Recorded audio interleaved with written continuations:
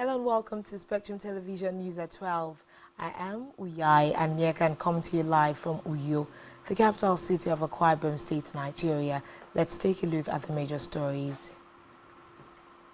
President Tinubu seeks Google's partnership to empower youths. Federal government to begin documentation for ministers designate on Saturday. Plus, former U.S. President Trump proposes 2026 start date for election interference trial. We'll bring you details of these stories and more in a moment.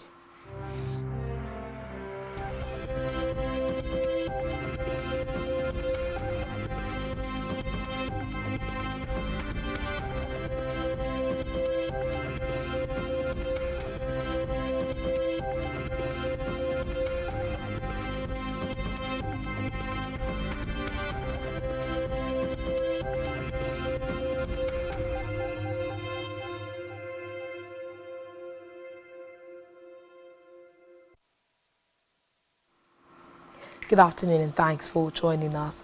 To begin the news this afternoon, Nigeria's leader, President Bola Tinubu, has said that the digital economy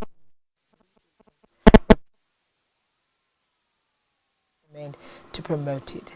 According to a statement, Tinubu spoke when he received some delegations from global tech giant Google. The president told the delegations that his administration would leverage digital technology to create Nigeria's desired socio-economic progress that is necessary to transform society. He called on Google to partner with the government on the use of data in the public sector to enhance service delivery.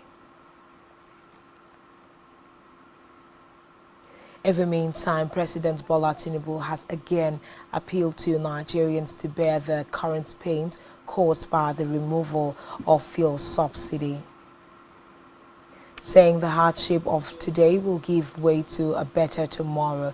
The president said this in Abuja at the public presentation of the autobiography of the elder statesman Edwin Clark, represented by the Secretary to the Government of the Federation, George Akume.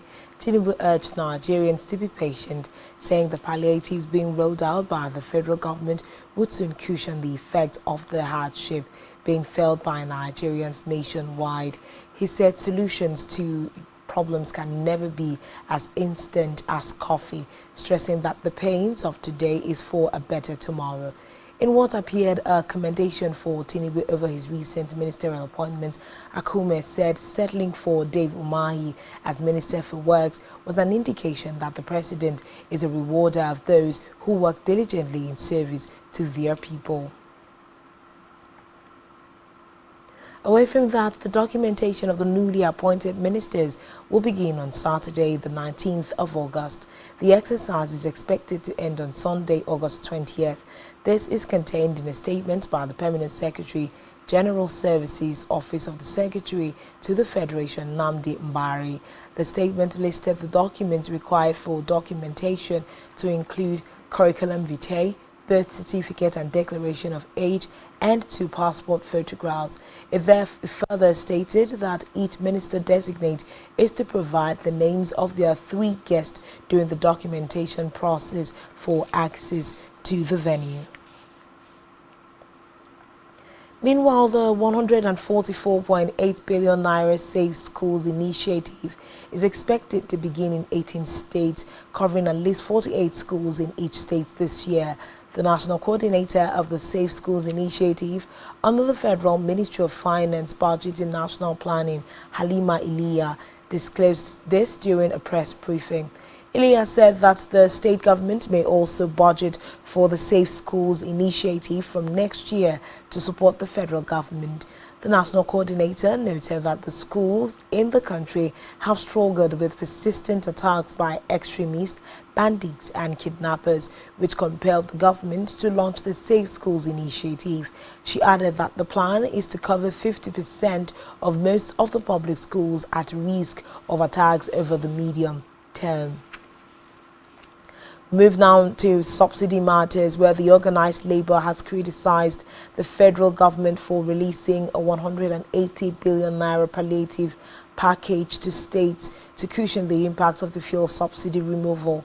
The Nigeria Labour Congress NLC and the Trade Union Congress TUC insisted that the governors could not be trusted, noting that politicians to the poor would benefit from the 5 billion naira largesse given to states government for disbursements to the citizens. Recall that the federal government yesterday announced the 5 billion naira palliative for each state of the federation and 180 trucks of rice as part of measures to enable the state government to procure 100,000 bags of rice, 40,000 bags of maize and fertilizers to cushion the effect of food shortage across the country.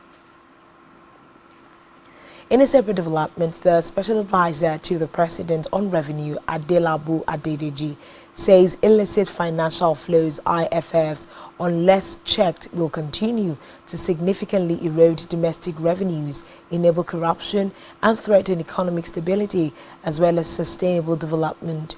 The presidential aide made this known in Abuja at a one-day hybrid sensitization workshop on the published guidelines for private sector response to illicit financial flows vulnerabilities in Nigeria. Adedeji said stemming illicit financial flows has recently topped global discussion, given its negative impact on global development agenda as well as the governance challenge it has generated through time. He added that Nigeria and other African continents continue to suffer various forms of IFFs, including tax evasion and other harmful tax practices, illegal export of foreign exchange, abusive transfer pricing, trade mispricing, misinvoicing of services, exploitation and under-invoicing of natural resources, organized crime, corruption. In another development, the Corps Marshal Federal Road Safety Corps FRSC, Dauda Bayo, has ordered an immediate clampdown on all old and rickety vehicles across the country. Bayo gave the directives in a statement by the Corps Public Education Officer and Assistant Corps Marshal BC Kazim in Abuja. The FRSC Marshal said the directive became necessary due to a trending video of an old car with 3 worn-out tires plying the highway in Shagamu, Ogun State. He ordered the immediate clampdown of the vehicles and the arrest of lives and property of the public.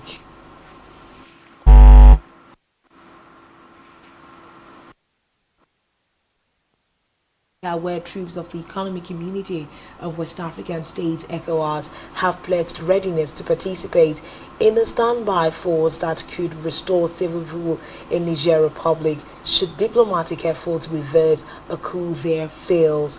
All member states except those under military rule and Cape Verde pledged to also participate in the standby force at a meeting in Accra, Ghana. Addressing the assembled defense chiefs from ECOWAS member countries, the Commissioner for Political Affairs, Peace and Security, Abdel Fattah Musa, said ECOWAS would go to Niger with its resources, noting that any organization willing to help was welcome. The Commissioner added that the request for the United Nations chapter, which set out Security Council's power to maintain peace, is often visited in order to secure resources and access contributions from the UN offer. An alliance of 7 political parties in South Africa have signed a pact in a bid to unseat the governing African National Congress ANC in the 2024 election.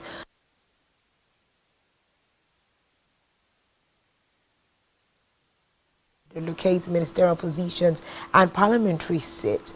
The parties are also seeking to keep Julius Malima's Economic Freedom Fighters EFF party comes as the country battles corruption, unemployment and an unprecedented energy crisis.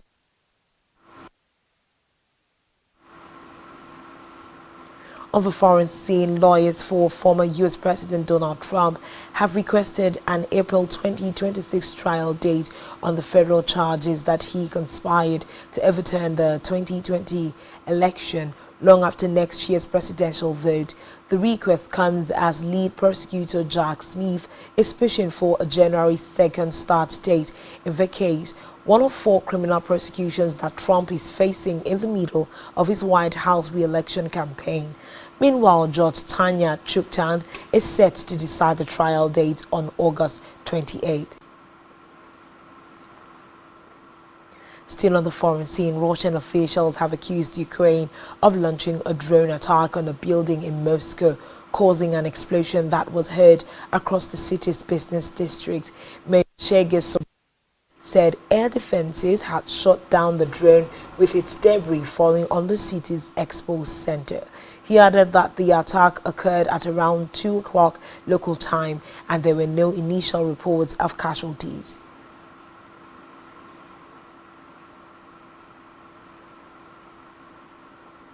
Still to come in the news. FIFA salutes Super Falcons for World Cup display. To stay tuned for details of these and more after the break.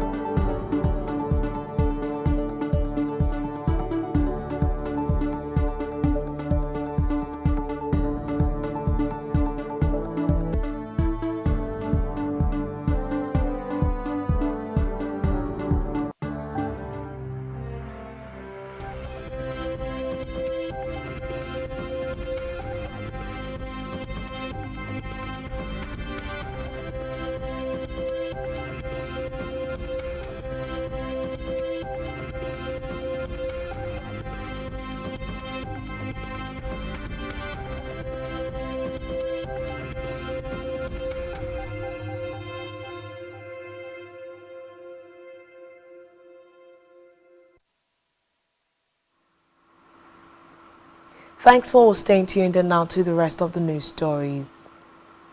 On our business news, the Central Bank of Nigeria, CBN, has introduced a foreign exchange price verification system designed for importers to have access to forex.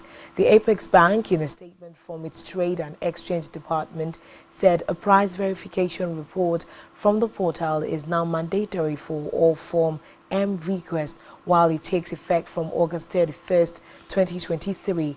While urging all authorized dealers to inform their customers of the development, the CBN also said any case of infraction would be appropriately sanctioned. Still in business, the total amount of currency in circulation in the country reportedly dropped from 2.6 trillion naira as of the end of June 2023 to 2.59 trillion naira as of the end of July 2023. Reports say this is the first time the figure has dropped since February 2023. Meanwhile, the CBN stated that it employed the accounting, statistical, withdrawals and deposits approach to compute the currency in circulation in Nigeria.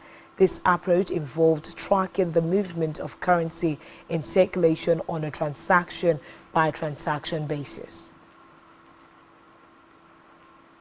Moving now to health, where the World Health Organization (WHO) and U.S. health authorities have said that they are closely monitoring a new variant of COVID-19, although the potential impact of BA 2.86 is currently unknown. The WHO classified the new variant as one under surveillance due to the large number of spike gene mutations it carries. Reports say so far the variant has only been detected in Israel, Denmark and the United States. Meanwhile, the U.S. Center for Disease Control has confirmed it is also closely monitoring the variant in a message on the social platform X, formerly known as Twitter. In the meantime, the National Primary Healthcare Development Tribe made this known during a Northern Traditional Leaders Committee on PHC Delivery strategic meeting with traditional leaders of inaccessible areas in 6 states. According to Dr. Faisal, there are currently 48 reported cases of the disease, stressing that the agency will halt the transmission. In sports, FIFA has helped the Super Falcons following the team's impressive showing at the 2023 FIFA Women's World Cup. Recall that the Super Falcons bowed out of the competition at the round of 16 stage. Randy Waldrum's side lost 4-2 on penalties to European champions England. On its official Twitter handle, FIFA said that Nigeria left their mark on the FIFA WWC 2023. Meanwhile, England and Spain will clash in the final of the competition on Sunday. Still in sports, Everton are in talks to sign Scotland striker Che Adams from champion side Southampton for £12 million. Adams, aged 27, scored 25 Premier League goals in 4 seasons for the Saints before their relegation in May and has 2 goals in 3 games this term. Everton scored only 34 goals in 38 top-flight games last season and finished in 17th place as they narrowly avoided relegation on the final day. Reports say he would become Shane Dyche's 5th summer signing. On entertainment news, the organizers of the African Music and Magazines Awards, AFRIMA, have released the 2023 nominees list. Famous Nigerian Afrobeat singer Davido is nominated in 6 different categories, including Song of the Year, Artist of the Year and Album of the Year, followed by Rima and Burna Boy, who grabbed 3 nominations each, while Tiwa Savage, Odumodu Black and Omale earned 2 nominations each. The ceremony is scheduled to be held on September 17 at the monumental Meyerson Symphony Center, Dallas, Texas, USA. Still on entertainment, Film One Studios has announced the huge success of Orisha, crossing 100 million naira in gross profits at the local box office. The Odunlade Adekola-led Yoruba epic was released to the theaters on July 21, which makes it 4 weeks since its release. Reports say with its release competing with Hollywood movies Barbie and Oppenheimer, a lot of people had feared it would struggle in theatrical performance, but Orisha raised the bar high and became the highest grossing opening film in Nollywood and the biggest epic of the year 2023.